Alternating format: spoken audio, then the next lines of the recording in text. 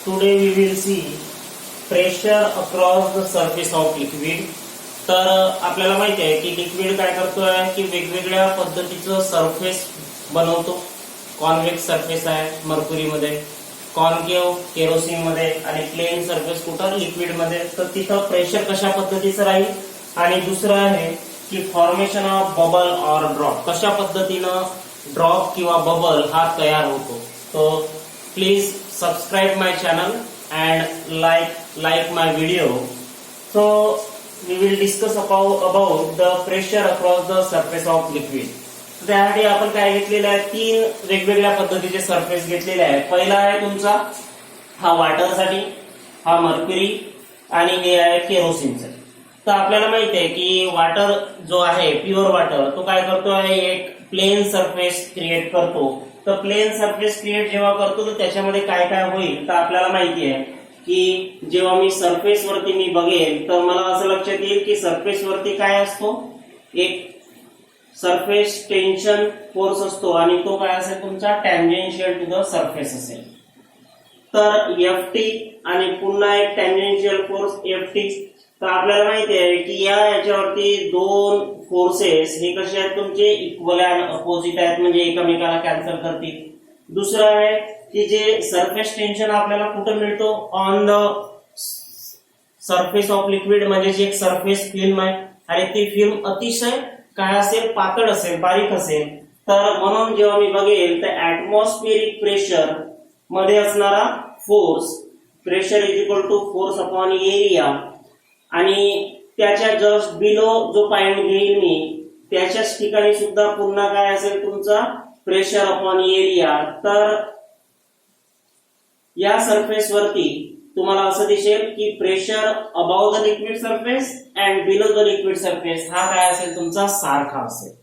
आणि त्याच्यामुळे आपल्याला असं दिसेल की फोर्स या सरफेस फिल्मच्या वर आणि खाली हा आपल्याला सारखा मिळेल. आणि ज्या वेळेला असं दिसेल की सरफेस फिल्मच्या वर आणि खाली फोर्सेस जर का सारखे असतील आणि सारखे असल्यामुळे ते एकमेकाला काउंटर बॅलन्स करतील आणि काउंटर बॅलन्स केल्यामुळे तुम्हाला जो लिक्विडचा सरफेस आहे हा कसा मिळेल, प्लेन सरफेस मिळेल.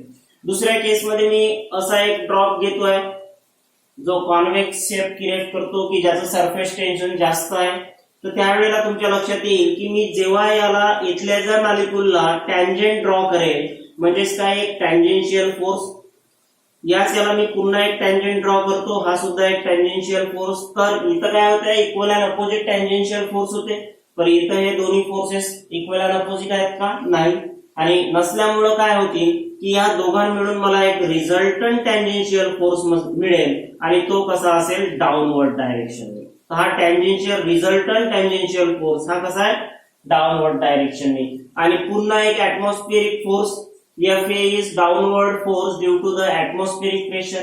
ते दोन्ही फोर्स जेव्हा डाऊनवर्ड डायरेक्शननी लागेल तर आपल्याला माहिती आहे की आपल्याला ड्रॉप अशा पद्धतीने मिळतोय. तर याचा अर्थ काय की कुठं ना कुठं एक फोर्स, काउंटर बॅलन्स फोर्स हा अपवर्ड डायरेक्शननी लागेल आणि तो कसा असायला पाहिजे, ग्रेटर असायला पाहिजे, मोठा असायला पाहिजे. आणि मोठा असेल तेव्हाच आपल्याला हा ड्रॉप आपल्याला काय की अशा पद्धतीने स्पेरिकल मिळतो.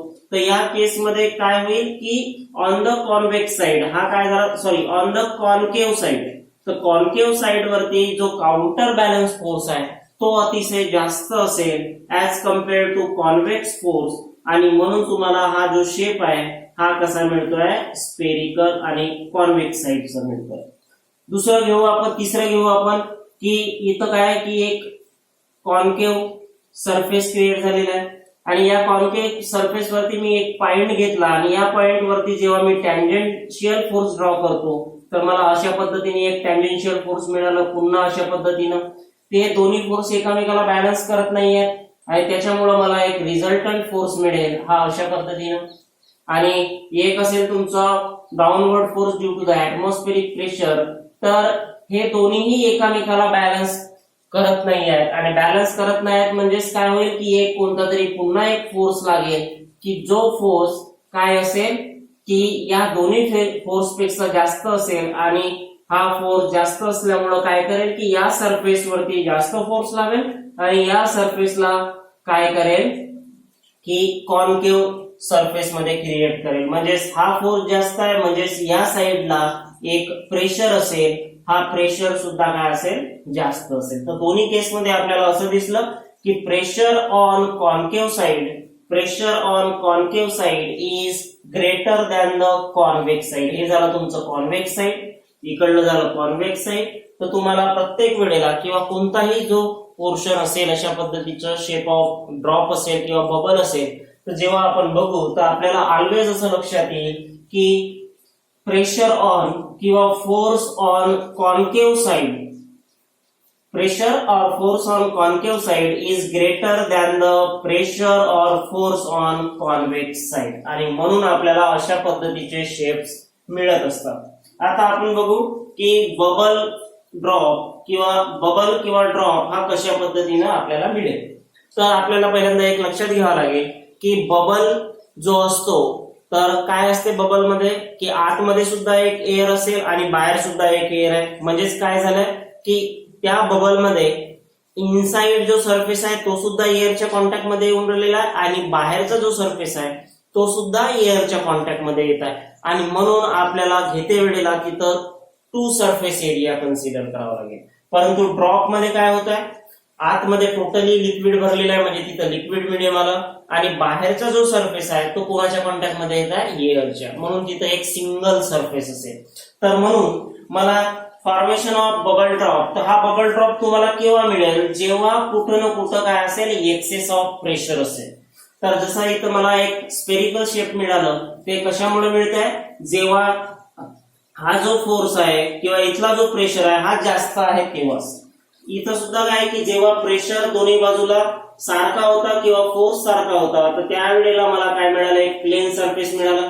पण बबल आणि ड्रॉप हे प्लेन सरफेस आहेत का, नाही. म्हणजे याचा अर्थ बबल आणि ड्रॉप जर का मला बघायचं असेल की कशा पद्धतीनं होतो आहे, तर मला काय बघावं लागेल, एक्सेस ऑफ प्रेशर किती आहे ते मला चेक करावं लागेल. आणि ते चेक करण्यासाठी मला पहिल्यांदा एक घ्यावं लागेल की हा मी एक ड्रॉप घेतला, लिक्विड ड्रॉप. या लिक्विड ड्रॉपचं काही ना काही सुरुवातीला एक रॅडियस असेल, त्या रॅडियसला नाव दिलं आपण आर.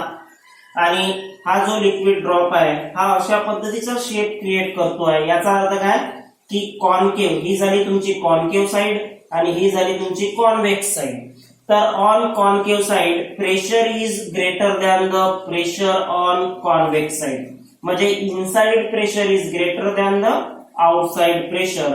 तर हा ग्रेटर असल्यामुळं ग्रेटर मायनस स्मॉलर, तर आपल्याला काय मिळेल, एक्सेस ऑफ प्रेशर मिळेल.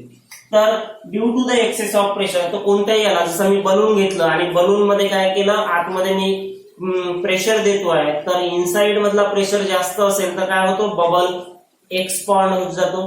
तर तसंच काय होईल की इनसाइड मध्ये प्रेशर जास्त असल्यामुळं प्रत्येक एरियावरती प्रत्येक सरफेस वरती फोर्स अपॉन एरिया लागेल आणि हा स्लाइटली काय होईल, एक्सपॉन्ड होईल. आणि स्लाइटली एक्सपॉन्ड झालं म्हणजे त्याचं रॅडियस वाढलं, म्हणून आपण एक्सेस ऑफ रॅडियस किंवा चेंज इन रॅडियस काय घेतलेला आहे, डेल्टा आर. आता हा झाला कशामुळे, due to the excess of pressure. पण लक्षात ठेवायचं आहे की बबल मध्ये किंवा ड्रॉप मध्ये जी कंडिशन असेल की एक्सेस ऑफ प्रेशर कुठं आहे तुमचा, इनसाइड मध्ये प्रेशर जास्त आहे, परंतु तो प्रेशर काय असेल, स्लाइटली जास्त असेल as compare to outside of pressure. आणि स्लाइटली जास्त असल्यामुळं त्यांच्यामध्ये जो चेंज इन रॅडियस होणार आहे स्पेअर मध्ये तो काही जास्त असणार नाहीये आणि म्हणून आपण त्याला नाव दिलेलं आहे डेल्टा आर.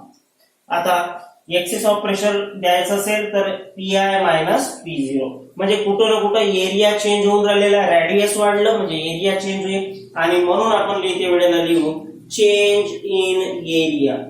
तर आपल्याला माहिती आहे की change in area can be written as, याला डिनोट करू आपण डीए. काय होईल, final area minus initial area. आता याला आपण असे देऊ शकतो A2 मायनस A1. आता फायनल एरिया म्हणजे कोणता झाला, आता की रॅडियस वाढत गेलं म्हणजे हा एरिया झाला पूर्ण, आणि एरिया वाढलं तर मला माहिती आहे की एरिया काय असेल तुमचा याचा 4 पाय r स्क्वेअर. तर एरिया आपल्याला दाखवता येईल तर एरिया काय असेल 4 पाय. रेडियस काय आहे, चेंज झालेला आहे, तर रेडियस टोटल रेडियस कोणती होईल मग याची नवीन एरियाची r प्लस डेल्टा r. आणि म्हणून मी रेडियस मध्ये घेतोय r प्लस डेल्टा r चं स्क्वेअर.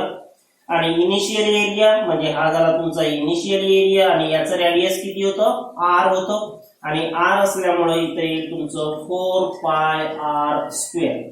याला थोडंसं एक्सपांड करू आपण. तर बघा फाय a प्लस b चा होल स्क्वेअर म्हणून तुम्हाला इक्वेशन मिळेल 4 पाय r square plus twice r delta r plus delta r चं स्क्वेअर मायनस 4 पाय r स्क्वेअर. याला पुन्हा सॉल्व्ह केलं तर 4 पाय r स्क्वेअर प्लस किती होईल हा 4 दुने 8 म्हणजे 8 pi r delta r plus 4 पाय डेल्टा r स्क्वेअर मायनस 4 पाय r स्क्वेअर. आता या केस मध्ये बघा 4 पाय r स्क्वेअर मायनस 4 पाय r स्क्वेअर कॅन्सल झालं आणि दुसरं दिसून राहिलेला आहे डेल्टा r. परत लक्षात घ्या की हे दोन्ही कॅन्सल झाल्या, मग राहिले काय ह्या दोन टर्म्स. तर दोन टर्म्स मध्ये तुम्ही लक्षात घ्या की ज्या वेळेला मी एखादी व्हॅल्यू खूप स्मॉल घेतोय, जसं आता मी 0.1 चेंज करून राहिलेला आहे आणि त्याचा जेव्हा मी स्क्वेअर करेल तर हा 0.01 म्हणजे आणखी लहान व्हॅल्यू मिळेल. आणि हा स्मॉल एरिया चेंज आहे आणि स्मॉल एरिया चेंज असेल आणि त्याचा पुन्हा मी स्क्वेअर करेल तर पुन्हा व्हॅल्यू मला लहान मिळेल. आणि म्हणून हा जो व्हॅल्यू असेल दिस व्हॅल्यू शुड बी निग्लेक्टेड, कारण की याच्यापासून मिळणारी व्हॅल्यू ते पुन्हा काय असेल खूप स्मॉल असेल, लहान असेल. आणि म्हणून मला व्हॅल्यू मिळेल change in area dA is equal to 8 pi r delta r. ते कोणासाठी घेतोय आपण, फॉर ड्रॉप, लिक्विड ड्रॉप. तर आपल्याला एक व्हॅल्यू मिळालं. मग आता समोर जाऊ आपण. तर वर्क डन काय होईल मग आता, तर वर्क डन तर हे सगळं होत असताना जेव्हा प्रेशर लागेल, फोर्स लागेल, फोर्स लागल्यामुळे काय झालं की हा ड्रॉप मोठा झाला, म्हणजेच माझ्याजवळ हा वाला व्हॅल्यू येईल excess of work done is equal to excess of force into displacement. हा नंतर सॉल्व्ह करू. त्याच्यापूर्वी आपण सरफेस टेन्शनचा एक फॉर्म्युला लक्षात घेऊ. तर सरफेस टेन्शनचा फॉर्म्युला आहे surface tension T is equal to potential energy upon change in area. आणि पोटेन्शियल एनर्जी कुठून मिळालं, फ्रॉम वर्क डन म्हणजे dW, कारण की work done will stored as a potential energy, म्हणून आपण हे घेतलेलं आहे. तर बघा work done is equal to काय होईल, surface tension into change in area. आणि surface tension is denoted by T, change in area denoted by dA. म्हणून T into change in area किती मिळालं आपल्याला, 8 पाय r डेल्टा r. म्हणून मला value मिळालं 8 पाय r डेल्टा r. हे झालं तुमचं work done, equation number first. मग नंतर आपण घेऊ की एक्सेस ऑफ, पुन्हा वर्क डन मला पाहिजे होतं एक्सेस ऑफ फोर्स, कारण की एक्सेस ऑफ प्रेशर, कारण की तेच डिसाइड करते की ड्रॉप तयार होईल, बबल तयार होईल किंवा प्लेन सरफेस तयार होईल. तर म्हणून मला एक्सेस ऑफ प्रेशर पाहिजे आहे, म्हणून मी पुन्हा एक वर्क डनचा फॉर्म्युला घेतोय. Work done is equal to excess of force into displacement. आता एक्सेस ऑफ फोर्स कुठून मिळेल, तर आपल्याला माहिती आहे की excess of force is excess of pressure, तर it is denoted by PI minus P0. Area म्हणजेच काय होईल तुमचं, एरिया आपल्याजवळ येईल कोणता येईल, 4 पाय इथे येईल 4 पाय r स्क्वेअर. तर म्हणून इथं व्हॅल्यू पुटअप करू आपण, तर PI मायनस P0 इंटू 4 पाय r स्क्वेअर इंटू डिस्प्लेसमेंट. कारण की वर्क डन केव्हा होईल, जेव्हा मी एखादा फोर्स लावतो आहे आणि त्या फोर्समुळे डिस्प्लेसमेंट घडून येत असेल. तर डिस्प्लेसमेंट किती आहे, डेल्टा r आहे, म्हणून आपण लिहिलं डेल्टा r. जनरली x घेतो आपण, पण इथं रेडियसच्या फॉर्मॅट मध्ये डिस्प्लेसमेंट होऊन राहिलेला आहे, म्हणून आपण लिहिलं डेल्टा r. आणि हा झाला तुमचा इक्वेशन नंबर सेकंड. तर हा सुद्धा व्हॅल्यू कोणाचा आहे, वर्क डन म्हणजे dW. हा सुद्धा व्हॅल्यू वर्क डनचा आहे, तर म्हणून आपण लिहू from equation first and second तर दोन्ही इक्वेशन वरनं आपल्याला लक्षात आलं की T into 8 pi R delta R is equal to P I minus P0 4 pi R square delta R. Delta R cancel होईल, पुन्हा पाय पाय कॅन्सल होईल, पुन्हा इथलं काय होईल 4 दुने 8, तर इथं 2 येईल आणि तुमच्याजवळ व्हॅल्यू मिळालं ट्वाइस टी. आर सुद्धा कॅन्सल झालं, twice T is equal to P I minus P0 into R. आणि एक्सिस ऑफ प्रेशर मिळेल आपल्याला P I minus P0 is equal to twice T by R. म्हणजे याच इक्वेशनला लॅपलास लॉ असं सुद्धा म्हटलं जातं. तर बघा की या व्हॅल्यू मुळे म्हणजे ट्वाइस सरफेस टेन्शन आणि रेडियस मुळे आपल्याला काय मिळतोय, एक्सिस ऑफ प्रेशर मिळतोय. आणि या एक्सिस ऑफ प्रेशर मुळे आपल्याला एक ड्रॉप तयार होताना दिसतो आहे. आणि म्हणून हा फॉर्म्युला कोणासाठी झाला, लॅपलास लॉ फॉर ड्रॉप. आणि यालाच म्हणतो आपण formation of drop on the basis of excess of pressure. तर P I minus P0 is equal to twice T R. Similar condition आपण कोणासाठी वापरू शकू, तर थोडस मिटवावं लागेल हे. तर बघा सिमिलर कंडिशन आपण वापरू शकतोय कोणासाठी, बबल साठी. तर बबल मध्ये लक्षात घ्या की बबल मध्ये काय होतो, तर बबल मध्ये काय होईल की बबलला 2 सरफेस असतील आणि 2 सरफेस असल्यामुळं चेंज इन एरिया सुद्धा काय असेल, डबल असेल. कारण की या बाजूने सुद्धा एरिया चेंज होऊन राहिलेला आहे, त्या बाजूने सुद्धा एरिया चेंज होऊन राहिलेला आहे. म्हणून जो चेंज इन एरिया आहे म्हणजे सगळ्या व्हॅल्यू सारख्या असतील, फक्त आपल्याला लिहिता येईल चेंज इन एरिया. हे कोणासाठी बघतोय आपण, फॉर बबल. For bubble. तर हे झालं तुमच्या ड्रॉप साठी. For bubble change in area काय होईल, डीए इज इक्वल टू एरियाचे या किती आहेत, सरफेस 2 आहेत आणि म्हणून पुन्हा तुमच्याजवळ व्हॅल्यू येईल 4 pi R plus delta R square minus 4 pi R square. याला सॉल्व्ह केलेलं आहे आपण. याला सॉल्व्ह केलं तर आपल्याला व्हॅल्यू मिळालेली होती कोणती, 8 पाय आर डेल्टा आर आणि म्हणून मला मिळेल 16 pi R delta R. Equation number 4 घेऊ, याला इक्वेशन नंबर 3 घेऊ. तर हे केव्हा मिळालं, बबल मध्ये. कारण की बबल मध्ये ट्वाइस का बरं घेतलं, कारण की त्याला जो सरफेस आहे तो डबल आहे. कारण की बबलच्या आतमध्ये सुद्धा एअर आहे आणि बाहेर सुद्धा एअर आहे. तर म्हणून आपल्याला जे एअर 2 सरफेसच्या कॉन्टॅक्ट मध्ये येत आहे म्हणून त्याला आपण 2 प्रकारे घेतलं. तर चेंज इन एरिया डीए तुम्हाला हे मिळालं आणि म्हणून तुमचा जो व्हॅल्यू सुद्धा असेल तो व्हॅल्यू सुद्धा, म्हणून पुन्हा आपल्याला जो वर्क डन मिळेल, work done dw is equal to हा सुद्धा काय मिळेल, सरफेस इंटू डीए आणि T into 16 pi R delta R. Equation number 5. आता कम्पेअर करा कोणतं, की हे झालं. याला थोडस आपण याच्यावर व्हॅल्यू काढलेली आहे ऑलरेडी, मग याला मिटवतोय. आता आपल्याला बघायचं आहे कोणासाठी, बबल साठी.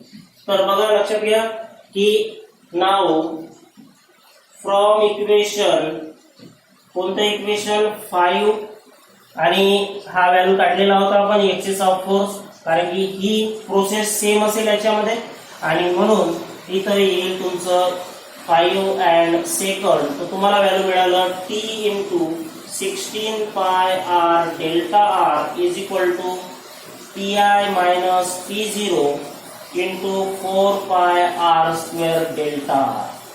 पुन्हा delta R cancel, R cancel, pi cancel आणि तुम्हाला 4 चौक 16 आणि म्हणून 4t is equal to P I minus P0 into R आणि तुम्हाला एक्सिस ऑफ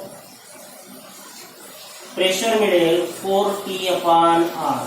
तर हा जो इक्वेशन आहे हा झाला तुमचा बबल साठी आणि हे इक्वेशन कोणासाठी झालेलं आहे, ड्रॉप साठी. याच्यावरून असं लक्षात आलं की ज्या वेळेला तुम्ही बबल साठी आपण इक्वेशन बघतो किंवा एक्सेस ऑफ प्रेशर बघतो तर तो 4 टाइम्स ऑफ सरफेस टेन्शन असतो. आणि येथे किती आहे 2 टाइम्स ऑफ सरफेस टेन्शन. तर ज्या पद्धतीने सरफेस टेन्शन आहे त्या पद्धतीनं तो ड्रॉप किंवा बबल मध्ये कन्वर्ट होतो. तर आपल्याला एवढं लक्षात आलं की सरफेस टेन्शन जो असतो बबल मध्ये एक्सेस ऑफ जास्त असतो किंवा जास्त प्रमाणात असतो ऍज कम्पेअर टू कुठं सरफेस टेन्शन ऑफ ड्रॉप. तर याच्यावरनं आपण formation of bubble and formation of drop असं बघितलं. तर याच बेसिसवर तो ड्रॉप होईल की बबल होईल ते डिसाइड होतो.